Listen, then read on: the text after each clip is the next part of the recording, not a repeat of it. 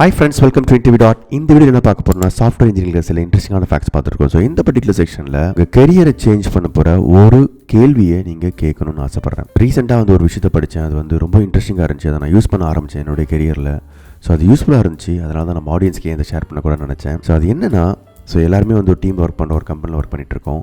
So நம்ம இந்த கேள்வியை டெய்லியுமே நம்மளுடைய ஒர்க்கில் நம்ம கேட்கணும். At end of the day நம்ம இதை ஒரு செக் பண்ணி பார்க்கணும். How I given 1% more than my team member? So நம்ம ஒரு டீம் ஒர்க் பண்ணிகிட்ருக்கோம்.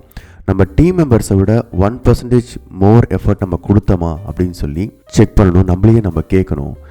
என்ன சொல்ல வராங்கன்னா, 1% மோர் நீங்கள் கொடுத்தீங்கன்னா உங்கள் டீம் மெம்பர்ஸை கம்பேர் பண்ணும்போது உங்கள் கரியர் க்ரோத் கண்டிப்பாக வளரும். 1% ஒரு எக்ஸாம்பிள் தான். உங்களால் எவ்வளோ முடியுமோ, லைக் 10 இருக்கலாம், ஒரு 5% இருக்கலாம். But when you start thinking about it, your career will change அப்படின்னு சொல்கிறாங்க. கரியர் க்ரோத் கண்டிப்பாக வரும். Everyday have I given my best, have I given 1% more than my team members அப்படின்னு சொல்லி கேள்வி கேட்கணும். அது மீட்டிங்காக இருக்கலாம், உங்களோட கோடிங் ஸ்கில்லாக இருக்கலாம், உங்களோட ப்ரெசன்டேஷன் ஸ்கில்லாக இருக்கலாம், இல்லை நெகோஷியேஷன் ஸ்கில்லாக இருக்கலாம், ஸ்டேக் ஹோல்டர் மேனேஜ்மெண்ட்டாக இருக்கலாம்.